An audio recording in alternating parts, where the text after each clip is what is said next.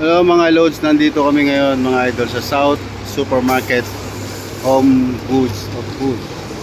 Ayan. So dito ako mag-vlog. Yan. Hello po. Say hi naman po. Hi, taga-saan kayo? Ayun na kapatid. Dito tayo, pasok tayo dito mga idol. Hi po. Diba?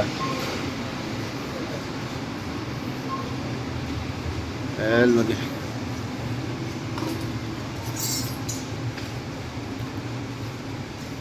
kami grocery kami dito sa saan kami ng grocery. Si ate busy. Siyempre.